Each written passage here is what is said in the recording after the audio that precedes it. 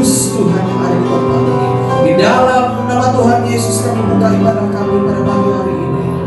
Haleluya, haleluya, haleluya, haleluya. Yang percaya dan siap untuk memuji Tuhan, mari kita katakan bersama, amin. Dalam Mazmur 24 ayat yang pertama hingga yang ke-7 berbicara begini, yaitu Raja yang mulia. Mazmur Daud, bumi dan segala isinya milik Tuhan, dunia dan semua yang mendiaminya kepunyaannya. Dia membina dunia di atas air dan meletakkan asasnya di samudra. Siapakah yang boleh naik ke bukit Tuhan dan masuk ke dalam rumahnya yang suci? Orang yang tulus tindakan dan pikirannya, yang tidak menyembah berhala atau membuat janji palsu, mereka lah yang akan diberkati dan diselamatkan Tuhan dan dinyatakan tidak bersalah oleh Allah. Orang seperti itulah yang akan datang menghadap Allah. Mereka lah yang datang menyembah Allah Yakub.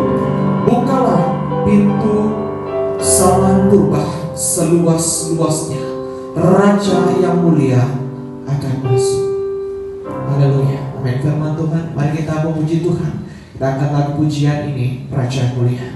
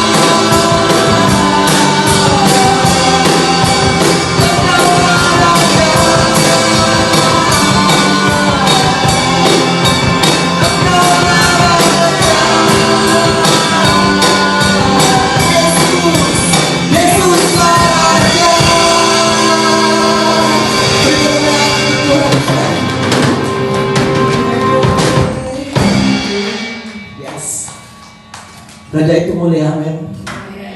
Mari kita agungkan Dia. Immanuel, Tuhan itu hadir bersama-sama dengan kita.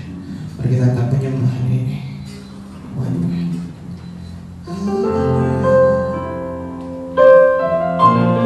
Kita katakan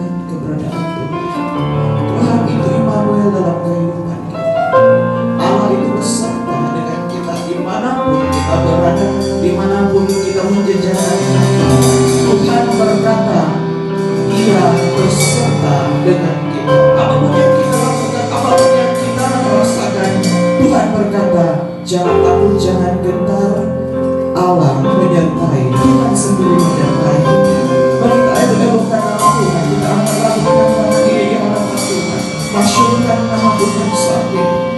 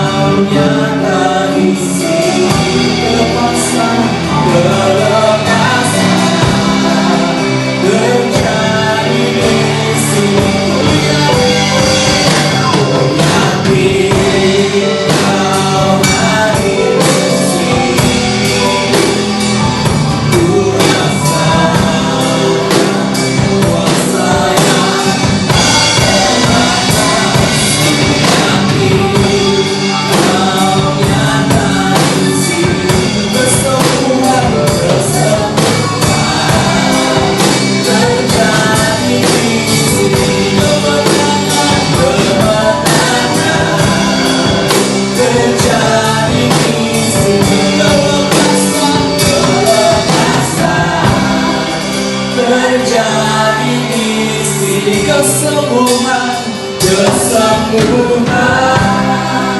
terjadi di sini.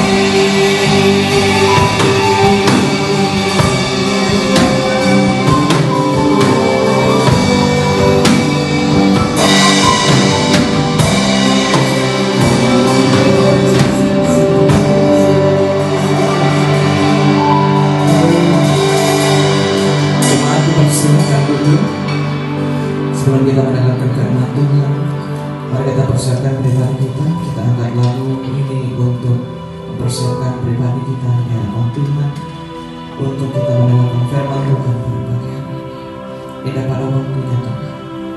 Kami tahu Tuhan setiap waktu ada waktunya untuk kami. Ada waktu untuk kami berduka, ada waktu untuk kami tertawa, ada waktu untuk kami merombak, dan ada waktu untuk kami membangun.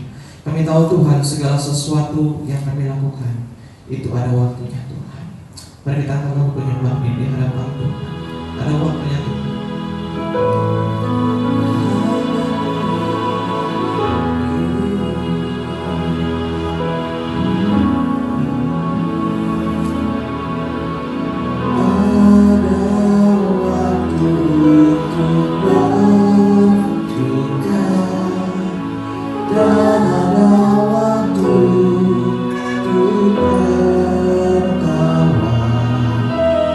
Untuk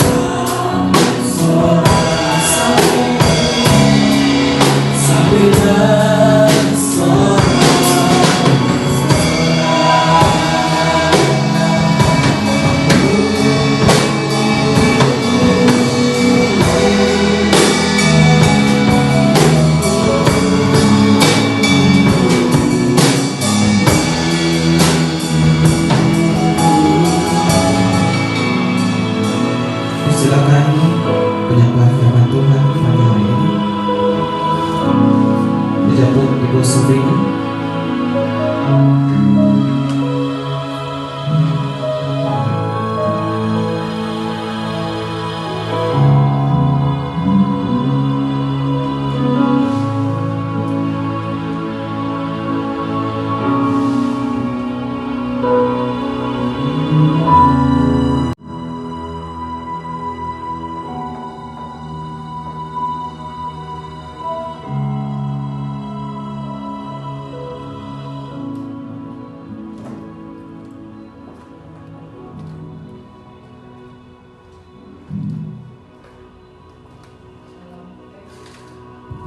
Shalom semua.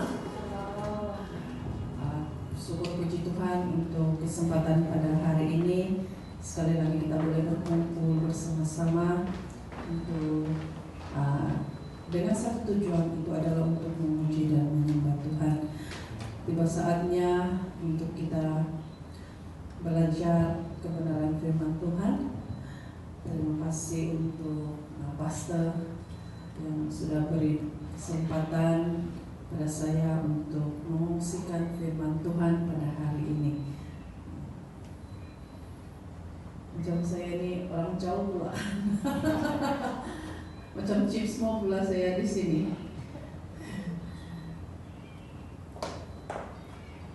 Oke,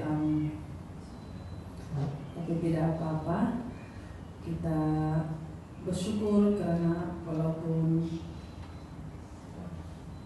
ada kalanya kita tidak dapat berjumpa, tetapi kita masih boleh berjumpa di alam maya. Walaupun kadang-kadang saya tidak dapat join persekutuan doa disebabkan masalah lain. Kalau alam maya ini masalah lain lah yang pertama. Kadang-kadang si John call, WhatsApp call tidak dapat sebab lain dia tidak boleh apa. Tapi syukur puji Tuhan, walaupun begitu kita masih lagi boleh bersama-sama. Dan hari ini mari kita belajar kebenaran firman Tuhan yang saya ambil daripada kitab Ayub.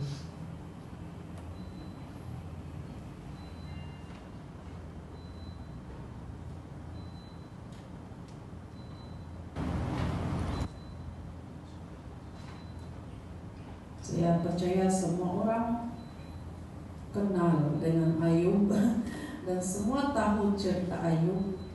Tapi hari ini saya senang untuk mengungsikan firman ini bersama-sama. Ayub pasal 1 ayat 1 sehingga ayat 22, agak panjang pembacaan di sini. Dan kalau boleh sambung lagi di ayat 2 pasal 2. Tapi kita akan hanya baca juga, kita akan ambil sedikit daripada pasal 2. Tapi untuk pembacaan kita akan ambil dari ayat Ayub pasal 1 ayat 1 sehingga 22. Dan tajuk besar dia di sana adalah kesalehan Ayub dicoba. Sudah jumpa semua? Amin. Kalau sudah jumpa saya akan membacakan di sini. Kalau pula. Oke. Kesalehan Ayub dicoba. Ayub pasal 1 ayat 1 sehingga ayat 22. Ada seorang lelaki di tanah Uz bernama Ayub. Orang itu saleh dan jujur. Ia takut akan Allah dan menjauhi kejahatan. Ia mendapat 7 anak laki-laki dan 3 anak perempuan. Ia memiliki 7.000 ekor kambing domba, 3.000 ekor unta, 500 pasang lembu, 500 keledai betina dan budak-budak dalam jumlah yang sangat besar. Sehingga orang itu adalah yang terkaya dari semua orang di sebelah timur. Anaknya yang lelaki biasa mengadakan pesta di rumah mereka masing-masing menurut giliran, dan ketiga saudara perempuan mereka diundang untuk makan dan minum bersama-sama mereka. Setiap kali apabila hari-hari pesta telah berlalu, Ayub memanggil mereka dan menguduskan mereka. Keesokan harinya pagi-pagi Bangunlah Ayub lalu mempersembahkan korban bakaran sebanyak jumlah mereka sekalian. Sebab fikirnya mungkin anak-anakku sudah berbuat dosa dan telah mengutuki Allah di dalam hati. Demikianlah dilakukan Ayub senantiasa.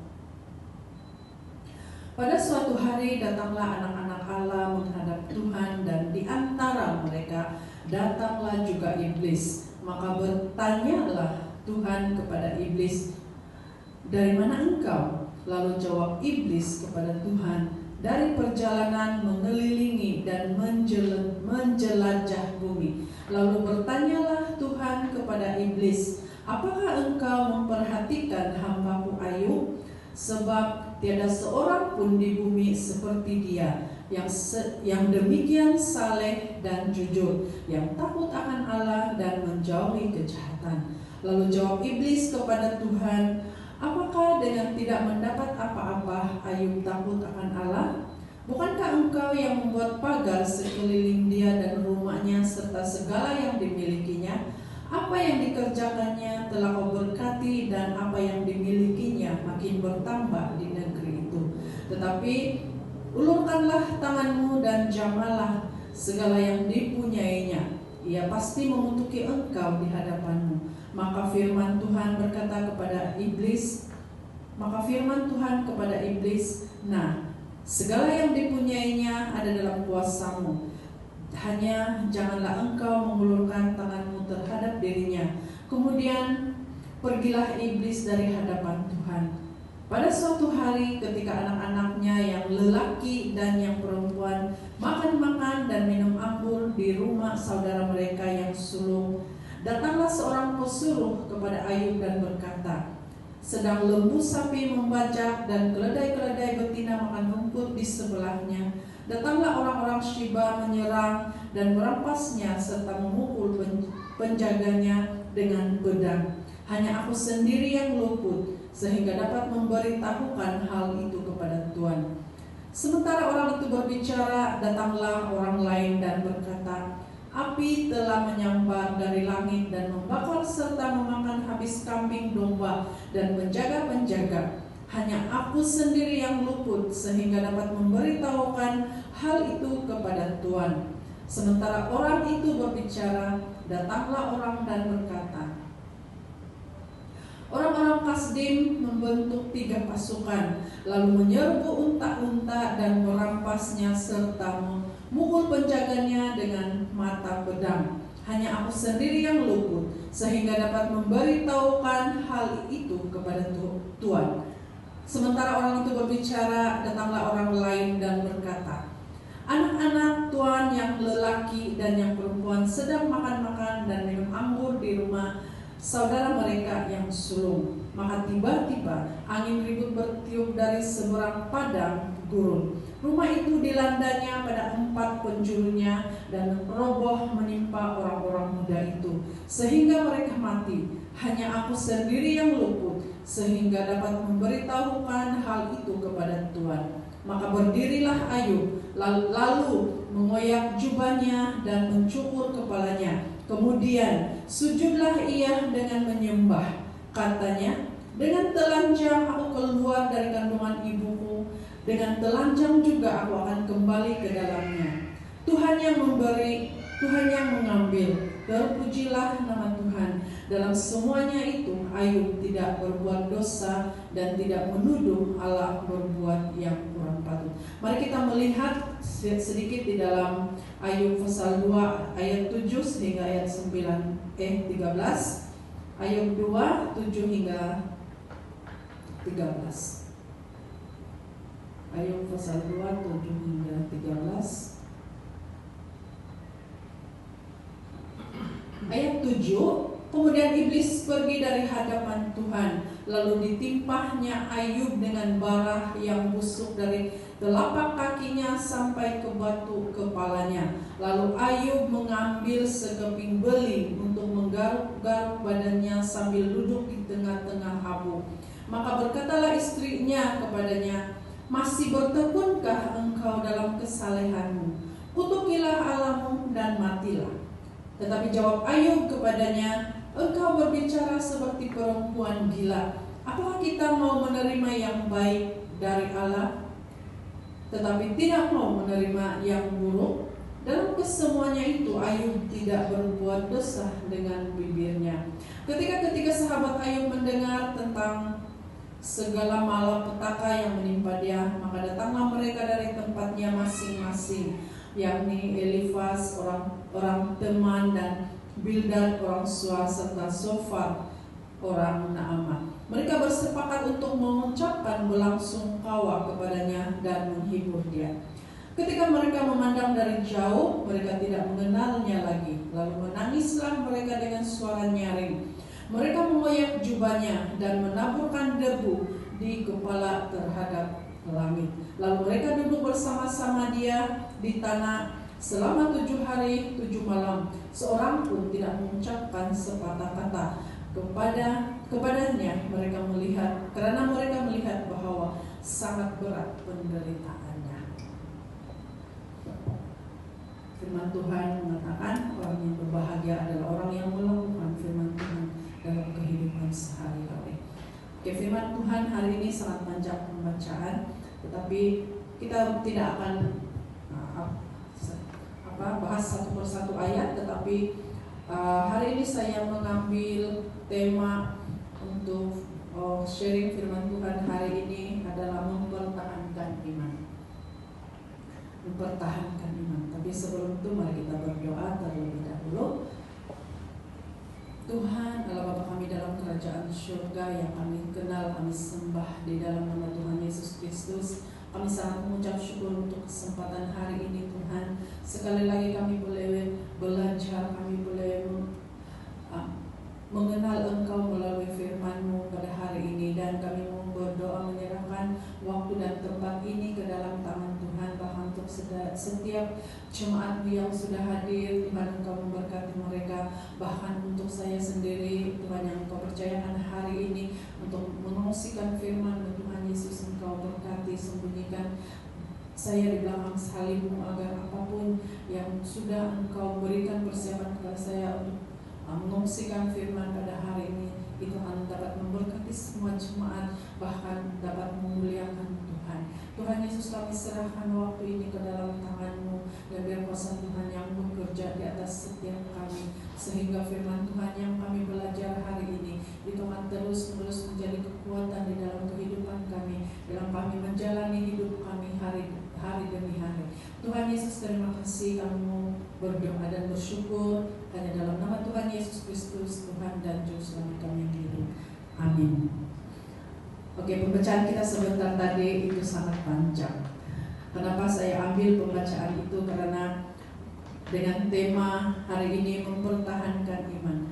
Kita tidak akan mengupas satu persatu apa yang terjadi di dalam kehidupan Ayub, tetapi sangat jelas dalam pembacaan kita bagaimana perjalanan hidup Ayub, bagaimana penderitaan yang dia alami daripada pasal 1, semua harta benda anak-anaknya meninggalkan dia, bukan dengan cara yang begitu saja, tetapi anak-anak dia mati, harta benda dia pun hilang begitu saja. Dan dalam yang pertama itu, apa yang kita tahu adalah kenapa itu terjadi. Selalu kita mempersoalkan kenapa ini terjadi di dalam hidup saya. Sedangkan saya percaya Tuhan, kenapa Tuhan mengizinkan semua ini terjadi di dalam hidup kami? Kenapa? Itu selalunya terjadi di dalam pertanyaan kita. Tapi saya percaya pertanyaan yang kita ada itu di dalam firman Tuhan pada hari ini kita akan dapat jawabannya. Kita akan dapat menjawab ataupun jawabannya, di mana kita boleh melihat Ayub yang begitu saleh, begitu beriman, begitu orang yang Tuhan sendiri pun cakap dia adalah orang yang sangat jujur. Tetapi kenapa dia ditimpa dengan malapetaka yang sangat dahsyat? Kenapa? Itu adalah pertanyaan di dalam kehidupan kita setiap hari. saya adalah orang yang baik. Nah, kita selalu cakap, belum lagi Tuhan cakap kita baik. Tapi Ayub, Tuhan cakap dia orang yang baik, orang yang saleh, orang yang jujur. Tetapi kenapa Tuhan izinkan dia untuk menghadapi semua ini? Bukan karena Tuhan tidak sayangkan Ayub, bukan karena Tuhan tidak mengindahkan Ayub, tetapi ada satu hal yang Tuhan mahu, yaitu melihat di dalam kesalehan Ayub, di dalam kejujuran Ayub, keikhlasan, kebaik hati Ayub. Tuhan mau melihat apakah iman Ayub masa itu benar-benar tulus di hadapan Tuhan atau tidak. Saya percaya itulah yang Tuhan lakukan, karena dia mau menguji, dia mau melihat sejauh mana iman Ayub terhadap Tuhan. Sedang jemaat yang saya kasihi, di dalam kehidupan kita sehari-hari, apalagi sekarang kita melihat, mendengar keadaan negara kita, terutamanya ekonomi, kita selalu berjuang setiap hari. Kita berjuang setiap hari. Ada sahaja yang kita dengar, contoh kenaikan harga barang. Itu membuatkan orang banyak stres. Apalagi kita punya nilai mata uang kita itu sangat-sangat membuatkan orang stres. Ini baru dalam segi keuangan kita, dari segi kita punya kehidupan untuk meneruskan kehidupan. Apatah lagi di dalam perjuangan kita sebagai orang-orang yang percaya kepada Tuhan. Mesti ada banyak hal yang kita alami.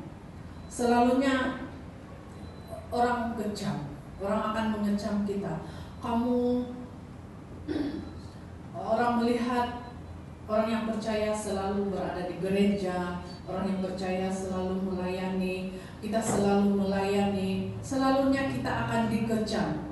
Kamu di gereja ada apa-apa yang kamu dapat? Kamu melayani Tuhan, kamu boleh jadi kaya. Itu selalunya orang akan cakap dengan orang-orang yang selalu melayani. Memang orang-orang yang melayani tiada yang orang kaya, tiada yang kaya, kan?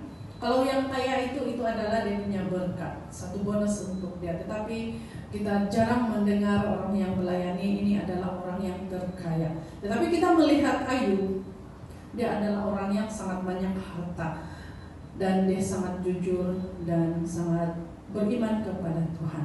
Nah, sekarang ini di dalam zaman-zaman kita sekarang ini, kata-kata orang, kecaman-kecaman orang itu tidak lagi kita perlu hiraukan. Tetapi yang perlu kita hiraukan adalah bagaimana kita mempertahankan iman kita di hadapan Tuhan.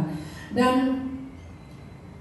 kalau kita melihat di dalam Efesus pasal 6 ayat 10 hingga 12 itu, di mana ayat itu dalam pasal itu mengatakan perlengkapan senjata rohani kita. Ini adalah untuk kita bagaimana kita berjuang melawan penguasa-penguasa kegelapan yang ada di udara, yaitu iblis, yang kadang-kadang iblis kan pandai menyamar. Iblis selalunya menyamar seperti malaikat. Dia menyamar dan menjadi orang yang baik.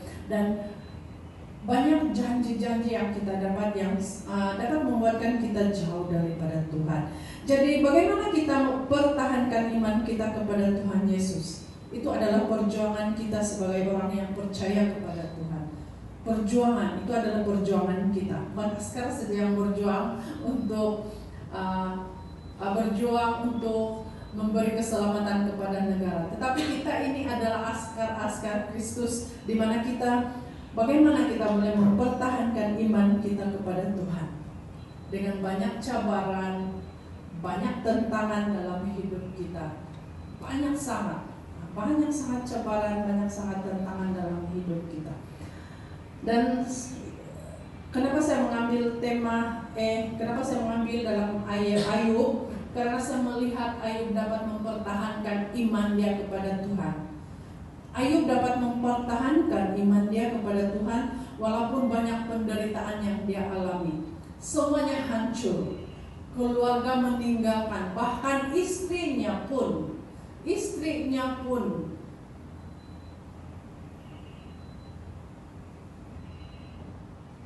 meninggalkan dia. istrinya meninggalkan dia. Dia dalam ayat 9, maka berkatalah istrinya kepada dia, Ayub 2 ayat 9, istrinya berkata, masih bertemunkah engkau dalam kesalehanmu? Kutukilah Allahmu dan matilah. Apa ini adalah kata-kata seorang istri. Istri Ayub yang mengatakan begitu. Apa kita rasa, bagaimana perasaan Ayub waktu itu? Sudahlah, dia, anak-anak dia sudah meninggal, harta benda dia sudah habis, dan dia lagi terkena penyakit yang sangat teruk, penyakit kulit yang sangat teruk, dan istrinya yang selama ini bersama-sama dengan dia mengatakan seperti itu. Apa perasaan? Kita tahu kalau sudahlah kita sakit, tambah lagi ada orang yang cakap-cakap, sudahlah kau, jangan lagi kau percaya dengan Tuhan kau itu. Bagaimana perasaan kita? Pasti kita rasa tertekan, pasti kita rasa merasa tidak senang kan?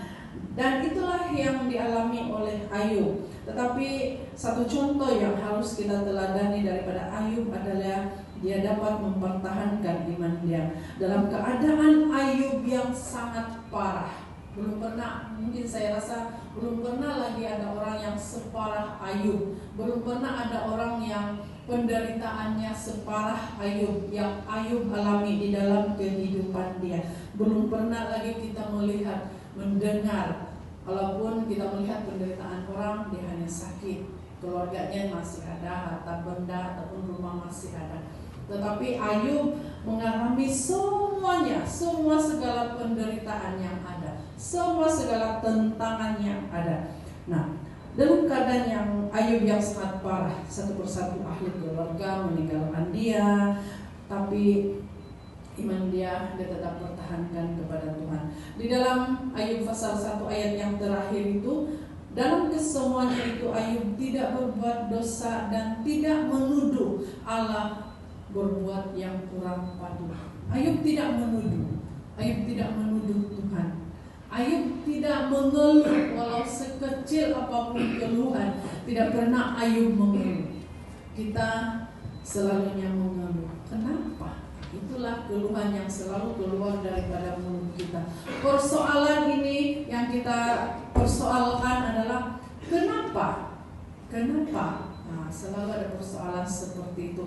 Dan itu adalah satu keluhan. Tidak salah kita bertanya, tidak salah kita bertanya kepada Tuhan, kenapa ini terjadi? Tidak salah, tetapi kalau kita sampai mempersalahkan Tuhan di dalam keadaan yang kita alami, itu adalah satu tuduhan yang kurang patut. Nah, dalam Ayub 1 ayat 22, dalam kesemuanya itu Ayub tidak berbuat dosa dan tidak menuduh Allah berbuat yang tidak patut. Tiada satu pun tuduhan daripada Ayub. Dan kalau kita melihat ayat demi ayat, pada akhirnya Tuhan memulihkan Ayub, dan bukan hanya dipulihkan. Kalau kita membaca dari pasal seterusnya, dia bukan hanya dipulihkan daripada sakit penyakitnya, tetapi Tuhan memberkati Ayub dengan sangat banyak. Semua yang hilang telah diganti, malah lebih dan lebih lagi daripada yang sebelumnya. Berkat Tuhan berikan kepada Ayub sangat berlimpah di dalam kehidupan Ayub.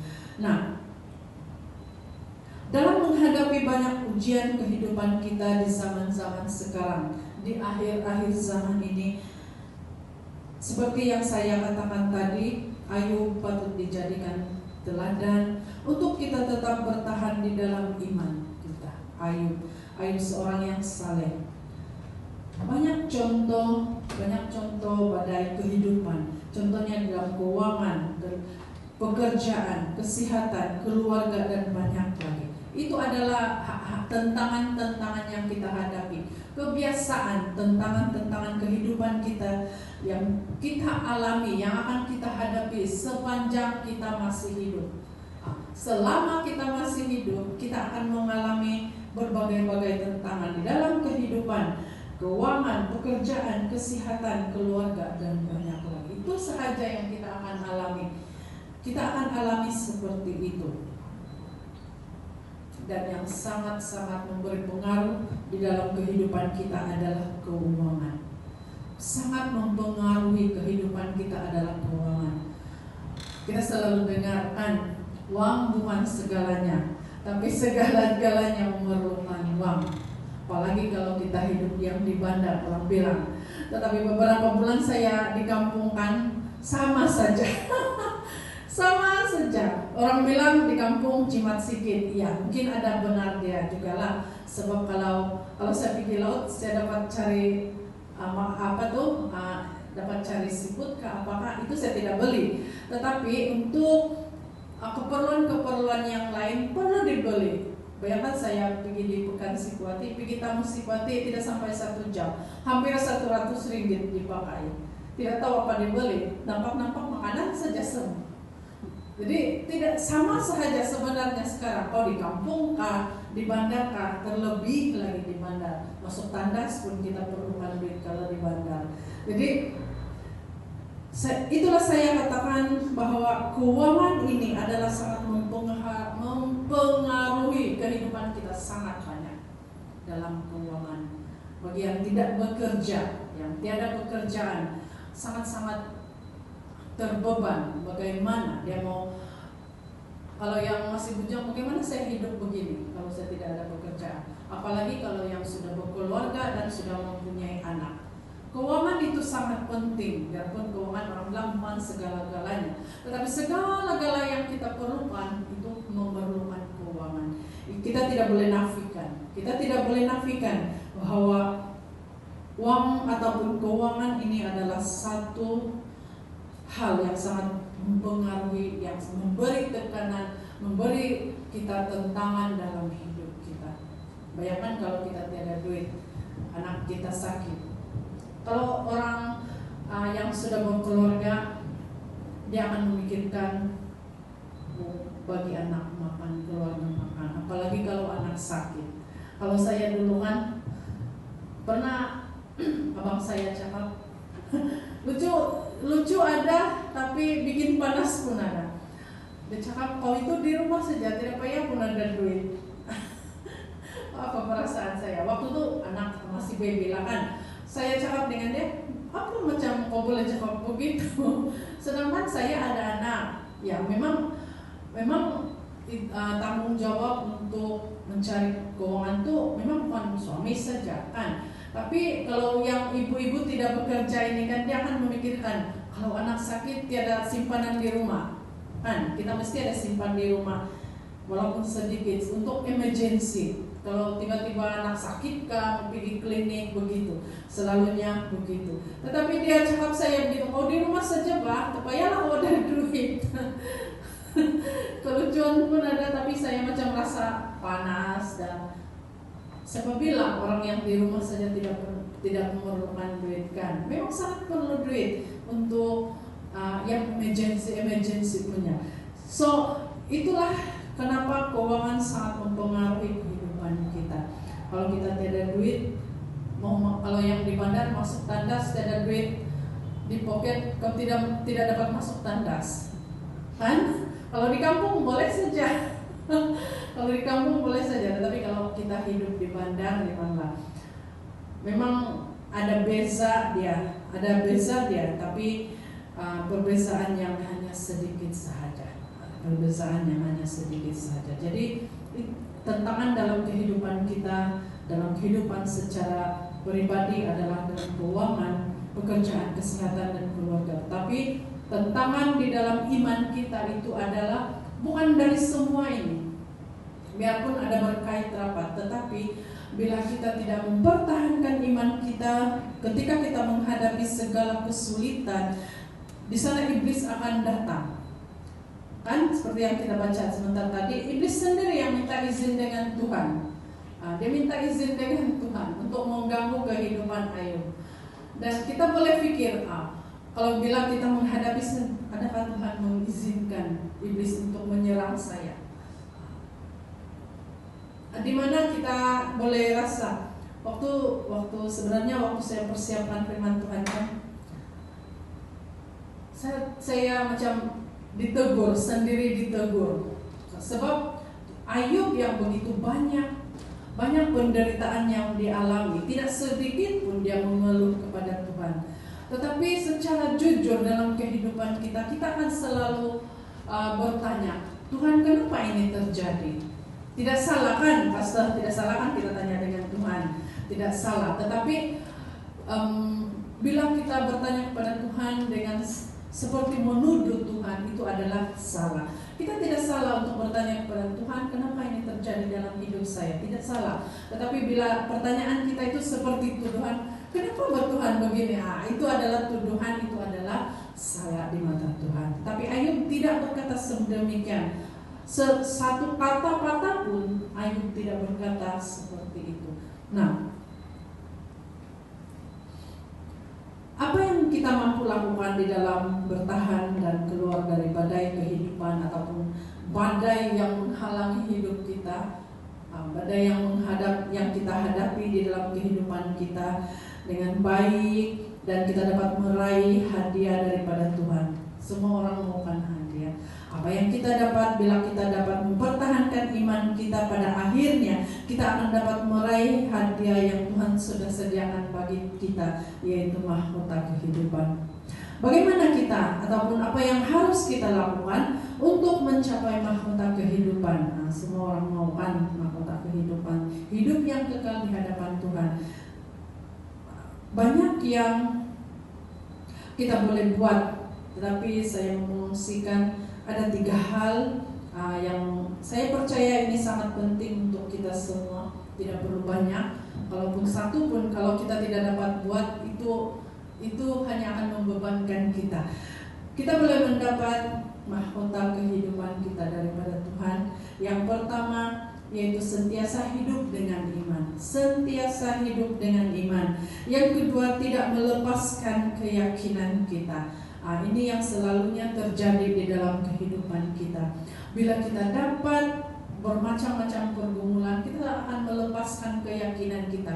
Apa maksud melepaskan keyakinan? Kita akan menjauhkan diri daripada Tuhan. Kita tidak lagi percaya kepada Tuhan. Kita tidak lagi datang kepada Tuhan. Itu adalah maksud daripada melepaskan keyakinan. Jadi untuk kita bertahan di dalam iman kita tidak seharusnya melepaskan keyakinan kita kepada Tuhan.